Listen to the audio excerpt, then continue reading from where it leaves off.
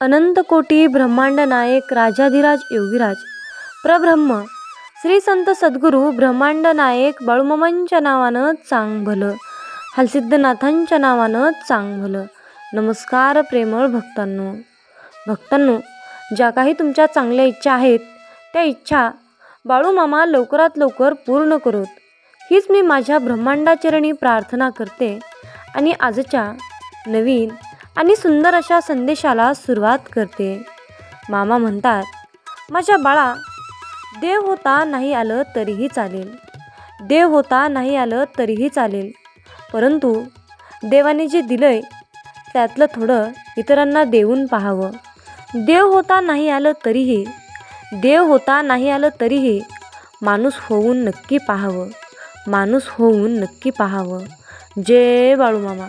भक्तांनो, अशाच प्रकारचे बाळूमामांचे संदेश ऐकण्यासाठी आत्ताच आपल्या भक्तिमय चॅनलला सबस्क्राईब करा आणि आपले संदेश जास्तीत जास्त शेअर करा. तुम्ही हे काम एक नक्की करा आणि मग बघा, तुमच्या आयुष्यातील सर्व अडचणी, दुःख, संकट सगळं काही मार्गी लागलेलं असेल. फक्त तुम्ही बाळूमामांचे भक्त घडविण्याचा प्रयत्न करा. भक्तांनो, आजच्या संदेशामध्ये मी तुम्हाला एक सुंदर अशी हृदयस्पर्शी कथा सांगणार आहे. भक्तांनो, जर का तुम्ही जास्त चिंता करत असाल, सतत ताणतणावामध्ये, डिप्रेशनमध्ये राहत असाल, तुम्हाला हे जीवन नकोसं वाटत असेल, या जीवनाचा तुम्हाला कंटाळा आला असेल, तर तुम्ही कृपया करून तुम्हाला हात जोडून विनंती आहे की तुम्ही ही कथा शेवटपर्यंत ऐकावे. चला तर मग आज आपण या कथेला सुरुवात करूया. एक दिवस मृत्यू देवतेने आपल्या दूताला धर्तीवर पाठवले. एक स्त्री मरण पावली होती. तिचा आत्मा आणायचा होता. देवदूत आला, पण तिथली परिस्थिती पाहून तो गोंधळून गेला. त्याला 3 लहान मुली मृत झालेल्या त्याच्या आईच्या जवळ बसलेल्या दिसल्या. एक बाळ त्या मृत महिलेच्या स्तनातील दूध पीत होते, दुसरे रडत होते आणि तिसरे रडत झोपले होते. त्याच्या डोळ्याजवळचे अश्रू सुकले होते. 3 लहान जुळ्या मुली, आई मेली आहे. त्यांचे पिता आधीच मृत झाले होते. त्यांच्या कुटुंबात अजून कुणीच नाही. त्यांची काळजी कोण घेईल? त्या महिलेचा आत्मा मी कसा घेऊन जाऊ? जर तुम्ही माझ्या जागी असता तर कदाचित तुम्हीही असेच केले असते. त्या महिलेला 3 लहान जुळी मुली आहेत. एक अजूनही तिच्या स्तनाला जोडलेली आहे, दुसरी रडत झोपी गेली आहे आणि तिसरी तशीच तिच्या आईजवळ पडून होती. अशी परिस्थिती बघून मला त्या 3ही मुलींची दया आली. दूताने मृत्यूदेवतेला विचारलं, आपण त्या बाईला अजून थोडे दिवस जगू शकत नाही का, जेणेकरून त्या 3ही मुली थोड्या मोठ्या होतील. हे सर्व ऐकून मृत्यू देवता मोठ्याने हसली आणि म्हणाली, ज्या देवाने आपल्या इच्छेनुसार जीवन दिले त्या देवापेक्षा तू जास्त हुशार झाला. देवाला सर्व माहिती असतं तरीही तू असं कसं बोलू शकतोस? याची तुला शिक्षा होईल आणि शिक्षा म्हणजे तुला पृथ्वीवर फेकून दिले जाईल आणि तू तुझ्या या मूर्खपणावर तिंदा हसल्याशिवाय परत येऊ शकणार नाहीस. मग देवदूताला जमिनीवर फेकण्यात आले. तिथे एक चपराशी व्यक्ती उबदार कपडे आणि ब्लँकेट घेण्यासाठी बाजारात जात होता. वाटेत त्याला एक माणूस नग्न अवस्थेत दिसला. तो दूतच होता.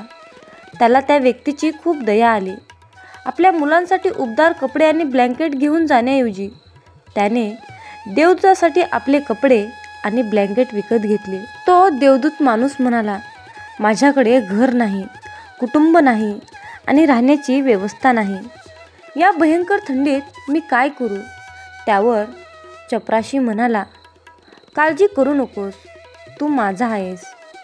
माझ्या घरी राहा, पण माझ्या मुलांसाठी आणि बायकोंच्या कपड्यांसाठी आणलेल्या पैशातून मी तुमच्यासाठी ब्लँकेट आणि कपडे घेतले आहेत आणि मी आता रिकाम्या हाताने घरी जातोय. त्यामुळे माझी पत्नी नक्कीच रागवेल. माझी पत्नी मला चांगली बोलू देत किंवा वाईट असेल, पण तुम्ही काळजी करू नका. काही दिवसात सर्व काही ठीक होईल. चपराशी किंवा त्यांच्या पत्नीला माहिती अजूनही नव्हतं की आपल्या घरी देवदूत आले आहेत. यानंतरचा आनंद महापूर येणार आहे. चपराशी दूताला घेऊन घरी पोहोचला आणि घडलेली सर्व घटना पत्नीला सांगितली. ती रागाने चिडली आणि खूप वाईट बोलून गेली. आणि त्या दिवशी देवदूत पहिल्यांदा हसला. तेव्हा मोचीने देवदूताला विचारले, तुला हसायला काय झालं? तेव्हा देवदूत म्हणाला, जेव्हा मी 3 वेळा हसीन तेव्हा तुम्हाला सांगेन. देवदूत येताच घरात सुखाची हजारो दारे उघडणार होती, पण त्यात मोचीचाही दोष नव्हता. त्याला वाईट वाटत होतं, पण त्याला फक्त मुलांचे कपडे आणि ब्लँकेट गेलेले दिवस होते. काय हरवले ते त्याला दिसत होते, पण त्याला काय मिळाले ते त्याला दिसत नव्हते. मी देवदूत असून याची पत्नी आपल्यावर चिडत आहे हे बघून त्याला हसायला आले. 10 दिवसात मोचीने त्याचे सर्व काम देवदूताला शिकवले. अवघ्या 10 दिवसात आणि अवघ्या काही महिन्यातच तो खूप चांगल्या प्रकारे चप्पल बनवायला शिकला. त्याचे चप्पल खूप प्रसिद्ध झाले. पूर्ण देशभर ही गोष्ट पसरली की असे चप्पल बूट इतर कोठेही बनत नाहीत. एक दिवस बादशहाचा माणूस आला आणि म्हणाला की हे चामडे खूप किमती आणि मौल्यवान आहे. ते सहजासहजी कुठेही मिळत नाही. कोणतीही चूक करू नका.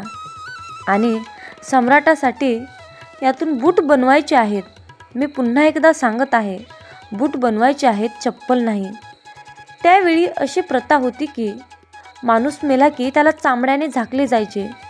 मोची देवदत्ताला म्हणाला, मी चप्पल बनवून तुम्ही चूक करू नका, अन्यथा तुम्ही खूप मोठ्या संकटात पडू शकता आणि हे बादशाहाचे काम आहे. पण तरीही देवदूताने चप्पलच बनवले. चप्पल बनवल्याचे पाहून मोचीला राग आला. तो आम्हाला फासावर चढवणार असं बोलून काठी उचलून तो देवदूताला मारायला लागला. मी तुम्हाला पुन्हा पुन्हा सांगितले होते की चप्पल बनवायचे नाही, मग चप्पलच का बनवली? देवदूत पुन्हा जोरजोरात हसला.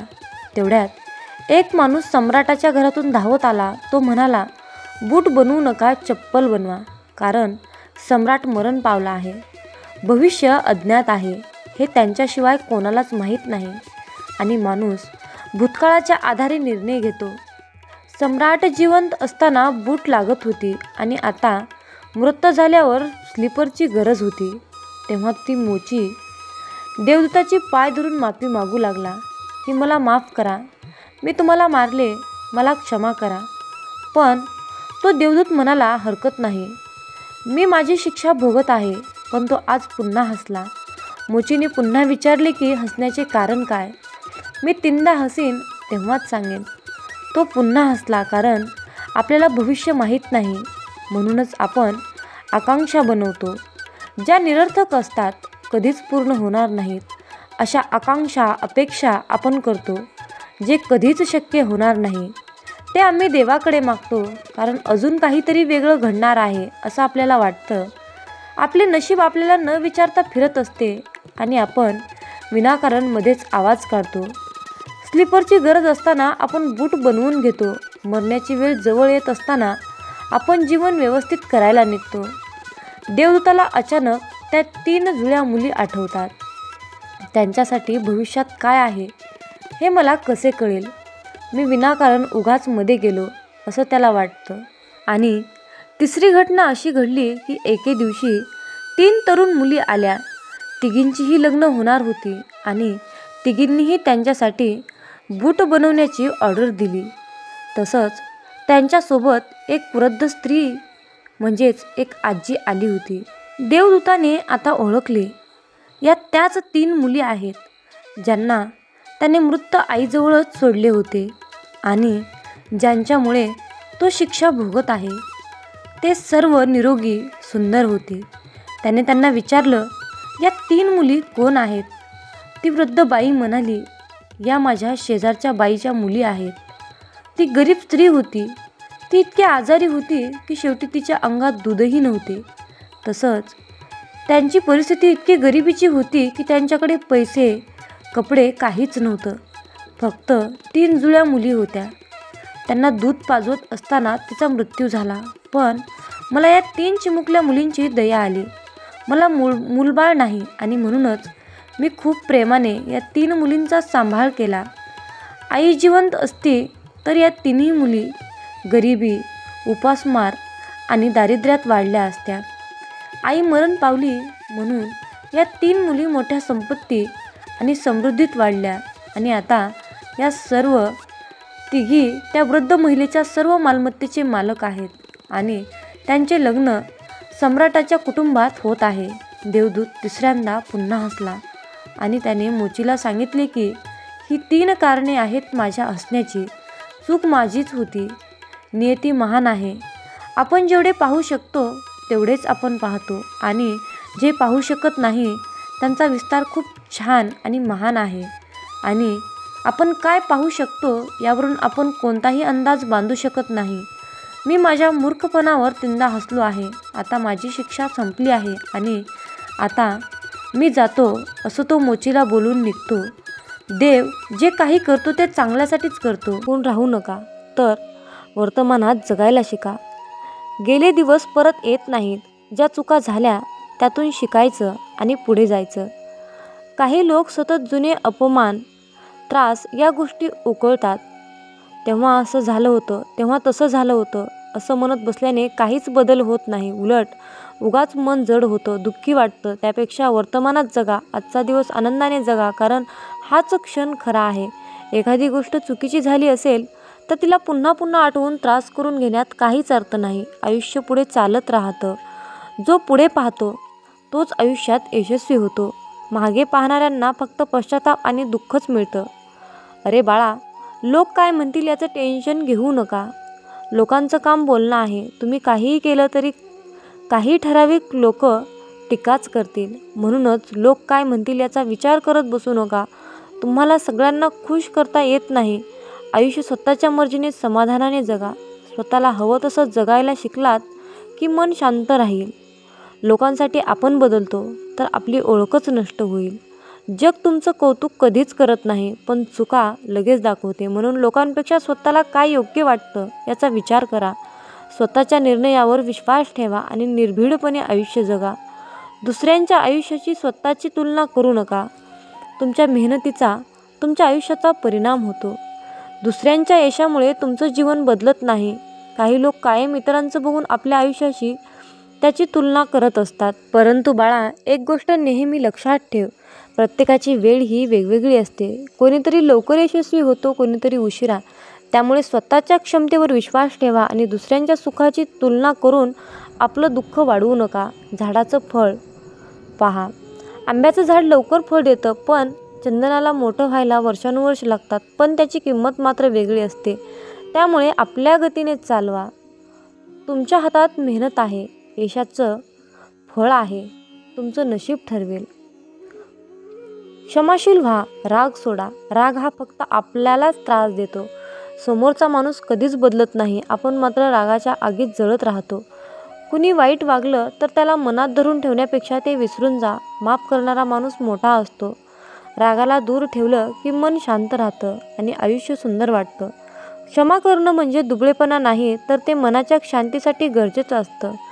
सतत राग बाळगणारा माणूस स्वतःला त्रास करून घेत असतो. समोरच्याला माफ करून टाका आणि तुमच्या मनावरचं ओझं हलकं करा. निसर्गाच्या सानिध्याला वेळ द्या. निसर्ग हे शांततेचं वरदान आहे. रोजच्या गोंगाटात, धावपळीत आपण स्वतःला हरवून बसलो, पण जर आपण थोडा वेळ निसर्गात घालवला तर मनाला खूप हलकं वाटतं.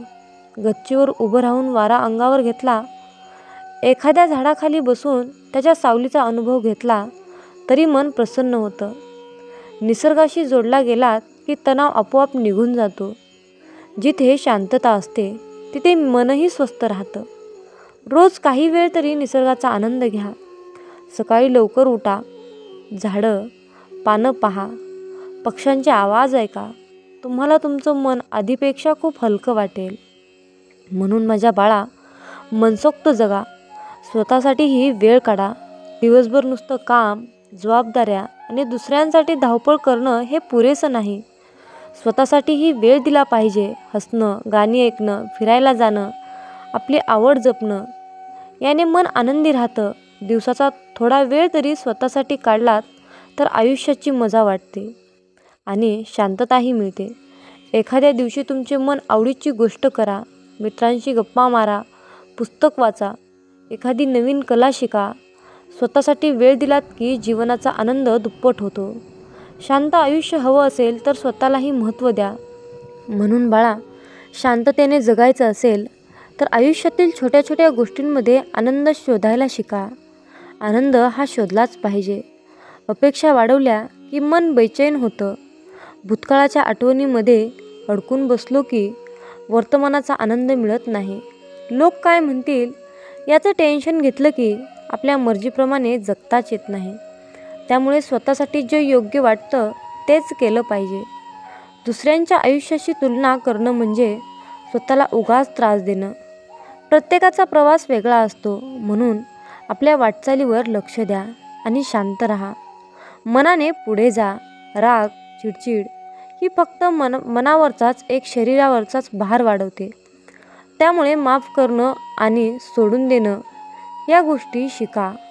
निसर्गात वेळ घालवल्याने मन शांत होतं आणि नवनवीन ऊर्जा मिळते. त्यामुळे रोज काही क्षण तरी निसर्गाच्या सान्निध्यात घालवायला हवेत. आयुष्य हे फक्त जबाबदाऱ्या पार पाडण्यासाठी नाही, तर त्याचा आनंद घेण्यासाठी आहे. स्वतःसाठी वेळ काढलात की तुम्हाला जगण्याची खरी मजा कळेल. छोट्या छोट्या गोष्टींमध्ये आनंद शोधा, समाधान मानायला शिका आणि स्वतःच्या मनशांतीला महत्त्व द्या. जीवनातील शांतता ही कुठल्या बाह्य गोष्टीवर अवलंबून नसते, ती तुमच्या विचारांवर आणि दृष्टिकोनावर अवलंबून असते. मन शांत ठेवायला शिकाल तर आयुष्य सुंदर वाटेल. म्हणून बाळा, मी तुला दररोज अशाच प्रकारचे सकारात्मक विचार देत असतो.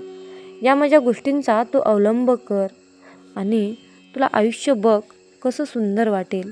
म्हणतात, अरे बाळा, आयुष्यात जेव्हा माणसाला सुखाचे भोग येतात तेव्हा त्याला काहीच वाटत नाही, परंतु जेव्हा त्याच्या वाट्याला दुःखाचे भोग लागतात तेव्हा मनुष्य म्हणतो की मी ह्या देवाचा भक्त आहे आणि मी या अमक्या देवाचं एवढी भक्ती केली, एवढी सेवा केली, तरीही या देवाने शेवटी माझ्या नशिबाला दुःखच का दिलं. मी इतका सत्कर्मी पुरुष आहे, इतका मी सत्कर्मानेच चालतो, तरीही माझ्या वाट्याला दुःख का आहे, असे म्हणून आपण देवाला दोष देत असतो. पण त्या मनुष्याला एवढं समजत नाही की हे सर्व काही घडत आहे, तो आपल्या कर्माचा भाग आहे. याला देव काय करतील आणि संत काय करतील, भोग हा भोगूनच संपवावा लागतो. शेवटी ते प्रारब्ध आहे. मग तुम्ही म्हणाल की भोग हा भोगूनच संपवावा लागतो, आयुष्यातील दुःख अडचणी हे भोगूनच संपवावे लागतात, तर शेवटी मामांच्या सेवेचं आपल्याला काय फळ मिळणार आहे. हा सर्वांच्या मनामध्ये प्रश्न येणे साहजिकच आहे. चला तर त्या प्रश्नाचे उत्तर आपण आजच्या संदेशातून जाणून घेऊया. मित्रांनो, आपण आपल्या मागच्या जन्मामध्ये जे काही काम केलं आहे, वाईट कर्म केले आहेत, जे काही पाप केलं आहे, ते पाप नष्ट करण्यासाठी आपण या जन्मामध्ये केलेली मामांची सेवा ही त्या पापांना नष्ट करत असते. सेवा करून त्या पापाची परतफेड करत असते. ही सेवा त्या पापाचं क्षालन करत असते. आणि या चालू कलियुगातील जीवनामध्ये जे काही आपण वाईट कर्म करतो त्याचे फळ आपल्याला लगेच मिळत असते. मित्रांनो, फक्त प्रश्न आहे वेळेचा. कुणाला लवकर त्या पापाची परतफेड करावी लागते तर कुणाला उशिरा करावी लागते. त्यामुळे एक लक्षात ठेवा की नेहमी चांगले कर्म करा. तुम्हाला उशिरा का होईना त्या सेवेचे फळ हे 100% मिळणारच, हे निश्चित लक्षात असू द्या. आपल्या दुःखाचा आणि परमेश्वराच्या भक्तीचा कसल्याही प्रकारचा संबंध नसतो. त्यामुळे मित्रांनो, देवाला, परमेश्वराला, परमपिता परमात्म्याला कसल्याही प्रकारचा दोषी तुम्ही ठरवून ही मोठी चूक करू नका. म्हणून मामा म्हणतात, अरे बाळा, पुण्य जरी दिसत नसलं तरीही त्याची योग्य वेळ आली की त्याच्या फळाची उपभोग आपल्याला नक्कीच घेता येतो. कारण मित्रांनो, कमवलेल्या पैशाचे काम जिथे थांबते ना, तिथूनच केलेल्या पुण्याच्या कर्माची सुरुवात होते. जीवनामध्ये सुख कधीच संपत नाही, ते रोज नवीन नवीन उगवत असते. नव्या सुखाला जागा करून दिली की ते आपल्या आयुष्यामध्ये ऑटोमॅटिक रोजच्या रोज येत असते. काल केलेली मशागत आजच्या कृपेच्या रूपेमध्ये प्राप्त होते. आपण कितीही काहीही नको नको म्हटलं तरीही जर आपले कर्म चांगले असतील तर त्याचे आपल्याला चांगलेच फळ मिळते. जरी तुम्ही मला नको म्हणाल तरी हे, आणि जर तुमचे वाईट कर्म असतील तर तुम्ही मला हे नको नको म्हणाल तर तुम्हाला त्या कर्माचे फळ वाईटच मिळत असते. मित्रांनो, चांगले विचार आणि सदृढ आयुष्य म्हणजे ही नियती आहे. जे आपण कराल त्याचेच फळ आपल्याला इथे नियती देत असते. मामा म्हणतात, माणूस कितीही चतुर, कितीही हुशार असला, कितीही सत्कर्माने काम करत असला, कितीही चातुर्यपणाने काम करत असला, तरीही शेवटी त्याला नियतीला मांडलेला डाव हा स्वीकारावाच लागतो. पण ज्या वेळेस मित्रांनो आयुष्यामध्ये नेहमी तुम्ही सत्याच्याच मार्गाने काम केले, तर तुमच्या त्या सत्याच्या मार्गामध्ये आणि तुमच्या सेवेमध्ये इतकी शक्ती असते ना, की एक वेळ नियती सुद्धा तुमच्या समोर हार मानते. म्हणून मित्रांनो, नेहमी चांगले कर्म करा, सत्याच्या मार्गानेच राहा, लबाडी चोरी अजिबात करू नका.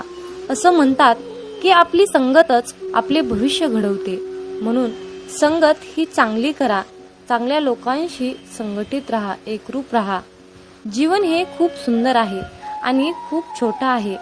हे जीवन हसत खेळत आनंदाने जगा, कारण उद्या आपल्यासोबत, आपल्या भविष्यामध्ये, आपल्या नशिबामध्ये काय घडणार आहे हे कुणाला सुद्धा माहीत नसते.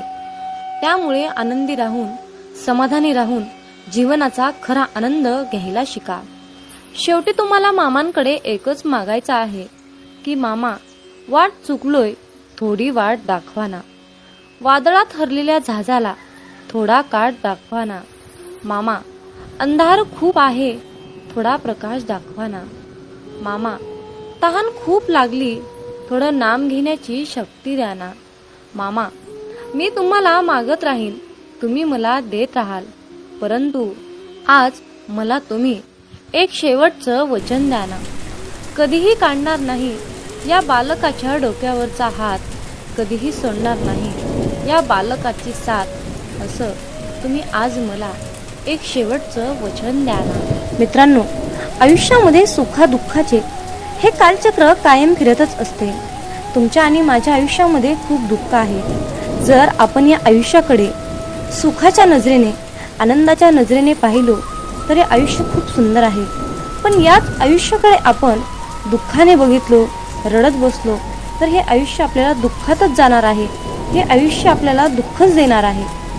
म्हणूनच तुम्हाला सांगावंसं वाटतं की रडू तर खूप येत होतं, रडू तर खूप येत होतं, पण डोळ्यात पाणी दिसत नव्हतं. चेहरा तर कोरडा होता, पण मन मात्र भिजलं होतं, मन मात्र भिजलं होतं. मित्रांनो, डोळे पाहणारे खूप सारे असतात, पण मनातील भावना जाणणारे, मनातील ओळखणारे फक्त आपले ब्रह्मांड नायक बाळूमामा असतात. जय बाळूमामा. तर मित्रांनो, आजच्या दैवी संदेशातून मी एक छोटीशी आणि भावनिक कथा तुम्हाला सांगणार आहे. तर एका भक्ताने सकाळी देवपूजा करत असताना मामांना प्रश्न विचारला, अहो मामा, मी तुमची दररोज मनोभावे, श्रद्धेने, अगदी अंतःकरणातून तुमची सेवा करतो. मी कुठलंही काम करत असताना प्रामाणिकपणे करतो. मी कुठल्याही कामामध्ये लबाडी करत नाही किंवा मी कुणालाही लुटमार करत नाही. मी एवढा चांगला वागूनही, प्रामाणिक वागूनही लोक मला का टाळतात, आणि अशा वेळी तुम्ही माझ्या मदतीला का येत नाहीत? आणि आयुष्यामध्ये नेहमी चांगल्याच माणसासोबत वाईट का घडतं, असा प्रश्न त्या भक्ताने मामांना केला. मामा म्हणतात, माझ्या प्रिय बाळा, तू निराश होऊ नकोस. तू प्रामाणिक असून सुद्धा जे लोक तुला खूप त्रास देतात, तुझ्याशी खोटं बोलतात, तुझी लुटमार करतात, त्यांच्याकडे मी पाहत आहे, मी बघत आहे, मी ब्रह्मांड नायक आहे. पण बाळा, लक्षात ठेव, तुझ्याशी खोटं बोलल्याने, तुझी फसवणूक केल्याने त्यांचा थोडा क्षणासाठी फायदा होतो, पण त्यांच्या आयुष्यात पुढे जे काही त्यांना भविष्यात मिळणार होतं ते गमावून बसलेले असतात. हे लक्षात ठेव. कारण बाळा, जसे कर्म तसेच फळ मिळणार आहे. हा नियतीचा गुरुत्वाकर्षणाचा सिद्धांत आहे. आयुष्यात जर कोणी व्यक्ती अशा प्रकारची फसवणूक, लुटमार करत असेल तर त्याच्या डोक्यावर पापाचा खूप सारा बोजा होतो, आणि मग या सर्व पापांचे भोग घरातील सर्व कुटुंबियांना भोगावे लागतात. तर मित्रांनो, आजच्या दैवी संदेशातून तुम्हाला एकच सांगायचं आहे की कुठलंही कार्य करत असताना प्रामाणिकपणे करा. कुणाचीही फसवणूक लूटमार करण्यापेक्षा मामांना भरपूर आशीर्वाद मागा. मामा तुम्हाला नक्कीच आशीर्वाद देतील आणि तुमच्या प्रत्येक कामामध्ये तुम्हाला यश प्राप्त करून देतील. हा माझा स्वतःचा अनुभव आहे. मामा म्हणतात, माझ्या मुला, निष्ठा सोडू नकोस, प्रामाणिक राहा, भक्ती कर, माझे नामस्मरण कर, कुणाचे वाईट चिंतू नकोस, भिवू नकोस, मी सदैव तुझ्या पाठीशी आहे. भिवू नकोस, मी सदैव तुझ्या पाठीशी आहे. मित्रांनो, श्री संत सद्गुरू बाळूमामा हा शब्द मनाला खूप आधार देणारा आणि शक्ती देणारा मंत्र आहे. मित्रांनो, ब्रह्मांड नायक बाळूमामा या शब्दात दडलेलं आईचं प्रेम, नातं, जिव्हाळा, प्रेमाचा ओलसर स्पर्श या सर्व गोष्टी आपल्याला ब्रह्मांड नायक बाळूमामा या शब्दातून मिळत असतात. तर मित्रांनो, तुम्हाला दररोज सकाळी आणि संध्याकाळी मामांकडे एक प्रार्थना करा. आरोग्य, सुख, समृद्धी, नैराश्य, नोकरी, इच्छापूर्तीसाठी तुम्हाला ही प्रार्थना करायची आहे. चला तर मग मित्रांनो, माझ्यासोबत प्रार्थना करा. हे ब्रह्मांड नायक बाळूमामा, आम्हा सर्व पापी भक्तावर तुमची कृपा असू द्या. हे परमेश्वरा, आम्हा सर्वांनाच चांगले आरोग्य, सुख, समृद्धीचे आयुष्य दे. आम्हा सर्वांनाच तुझ्या आशीर्वादाने इतकं सक्षम बनव की आमच्या सर्व इच्छा, सर्व स्वप्न पूर्ण करण्यायोग्य आम्हाला बनव. आम्हाला सुखी ठेव. हे पिता परमात्मा, आम्ही सर्वजण तुझ्या नामस्मरणात कायम असतो. तू तुझ्या हाताने आमच्याकडून सर्वांचे कल्याण करून घे. सर्वांना चांगली बुद्धी दे आणि अहंकार न करता जीवन जगण्याची प्रेरणा दे. हे प्रभू, तुझ्या चरणी हीच माझी प्रार्थना आहे. तर मित्रांनो, दररोज तुम्हाला बाळूमामा चरणी ही प्रार्थना करायची आहे. तर मित्रांनो, दररोज न चुकता सकाळी आणि संध्याकाळी मामांकडे ही प्रार्थना तुम्हाला करायची आहे. ही प्रार्थना म्हणजे सामूहिक प्रार्थना आहे. सामूहिक प्रार्थनेमध्ये खूप शक्ती असते. जर तुम्ही ही प्रार्थना मामांकडे केली तर तुमच्या इच्छा पूर्ण होतील, हे निश्चित आहे. मामा म्हणतात, अरे मुला, चंदनाच्या झाडाला विषारी सापाने विळखा घातला म्हणून चंदनाचा सुगंध काही कमी होत नसतो. अर्थात मामाला तुम्हाला हेच सांगायचे आहे, ज्यांचे कर्म चांगले आहे तो आयुष्यात कधीही संपत नसतो. सत्कर्मी माणसालाच आयुष्यात अडचणी येतात, पण त्या अडचणी दीर्घकाळ टिकून राहणाऱ्या नसतात, तर लगेच सुटणाऱ्या असतात. मामा सांगतात, आयुष्यात कोणावरही विश्वास ठेवू नका, कारण लोकांचे खायचे दात वेगळे असतात आणि दाखवायचे दात वेगळे असतात. म्हणून मामा म्हणतात, नाती तीच जपा जी तुम्हाला जपण्याचा प्रयत्न करतात. नाती तीच जपा जी तुम्हाला जपण्याचा प्रयत्न करतात. कारण नातं हे फार नाजूक असते. नात्याची दोरी एकदा तुटली की ती परत जोडता येत नाही, आणि जोडलीच तर तिथे गाठ कायम राहते. मित्रांनो, जर आयुष्यामध्ये तुम्हाला यशस्वी व्हायचे असेल तर प्रत्येक लहान मोठ्यांचा आदर करा. त्यांच्या वयावरून त्यांचा आदर करा. कारण आयुष्यात एकदा निघून गेलेली वेळ आणि व्यक्ती पुन्हा कधीही परत मिळू शकत नाही. म्हणून वेळेला जपा आणि त्याचबरोबर माणसांना सुद्धा जपा. मित्रांनो, या कलियुगातील रीत म्हणजे लोक जिवंत माणसाला नीट सुद्धा बोलत नाहीत आणि मेल्यानंतर विचारतात, हलवू म्हणतात की तू आम्हाला बोलत का नाहीस. आणि म्हणूनच तुम्हाला सांगणे आहे की आयुष्यातून एकदा निघून गेलेली वेळ आणि व्यक्ती पुन्हा कधीच मिळवू शकत नाही. म्हणून वेळेचं भान ठेवा, माणुसकी जपा, नात्याला महत्त्व द्या, नाते टिकवण्याचा प्रयत्न करा. यातच खरं आनंद आहे आणि हेच खरं आयुष्याचं खूप मोठं आणि सुंदर सूत्र आहे. तर मित्रांनो, जर तुम्ही या मताशी सहमत असाल तर होय बाळूमामा, मी तुमच्या मताशी पूर्णपणे सहमत आहे असे टाईप करून हा दैवी संदेश पुढे 2 भक्तांना शेअर करा. तुमच्या हातून पुण्याचे काम घडून येईल आणि तुम्ही नकळतपणे पुण्याचे भागीदार ठराल. मित्रांनो, कधी कधी आयुष्यामध्ये असंही होतं. आयुष्यामध्ये इतकं दुःख, यातना, संकट समस्या इतकं सहन करावं लागतं की खरंच मनामध्ये विचार येतो की यार खरंच देव आहे का, इथपर्यंत शंका येतात. पण खरं तर हीच वेळ आपल्या परीक्षेची असते. इथूनच मामांची लीला सुरू होते. विश्वास ठेवा. इथूनच मामांचा खेळ सुरू होतो. मामांची लीला सुरू होते. म्हणून मामांवरचा विश्वास डगमगू देऊ नका. जसं आई आपल्या बाळाला हवेत भिरकावते, पण ते बाळ काही क्षण हवेतही असतं. ते हसत असतं, ते आनंद घेत असतं, पण त्याला पूर्णपणे विश्वास असतो की जे कोणी आहे ते मला खाली पडू देणार नाही. अशाच प्रकारचा इतका घट्ट विश्वास आपल्या मामांवर ठेवा आणि मग बघा मामांची लीला, मामांची शक्ती, माझ्या मामांचा चमत्कार. तुम्ही तुमच्या आयुष्यातील कितीही मोठ्या संकटावर विजय प्राप्त करू शकाल. ही माझ्या मामांची शक्ती आहे, ही माझ्या ब्रह्मांडाची शक्ती आहे, ताकद आहे. असा दृढ विश्वास तुमच्या मनात, तुमच्या अंतःकरणात असला पाहिजे. मित्रांनो, कोणी नाव ठेविले म्हणून थांबायचं नसतं. कोणी नाव ठेविले म्हणून थांबायचं नसतं. आपण आपलं चांगलं कार्य करायचं असतं. आपण आपलं चांगलं कार्य करायचं असतं. हे लक्षात ठेवा. कारण मित्रांनो, जो देव रात्री झाडावर झोपलेल्या पक्ष्यांना कधी झोपेतही खाली पडू देत नाही, मग तोच देव आपल्याला कसा काय सोडू शकेल. माणूस हा स्वतःच्या नजरेत चांगला पाहिजे. लोकांचं काय, लोक तर देवात पण चुका काढतात. म्हणूनच बाळू मामा आजच्या दैवी संदेशातून तुम्हाला सांगू इच्छित आहेत की अरे मुला, कुठलंही काम करत असताना प्रामाणिकपणे कर. हाल होतील पण हार होणार नाही हे निश्चित आहे. आणि असा आज माझा तुला शब्द आहे. बाळूमामांचा हा आशीर्वाद सर्वांनीच प्राप्त करून घ्या आणि मामांना धन्यवाद म्हणा. देवाचे आभार माना. देवाचे आभार मानायला शिका. आयुष्यात तुम्हाला कशाचीही कमी पडणार नाही. फक्त माझ्या मामांच्या शक्तीवर विश्वास ठेवा. तर मित्रांनो, आजचा हा दैवी संदेश तुम्हाला कसा वाटला कमेंट करून मला नक्की कळवा.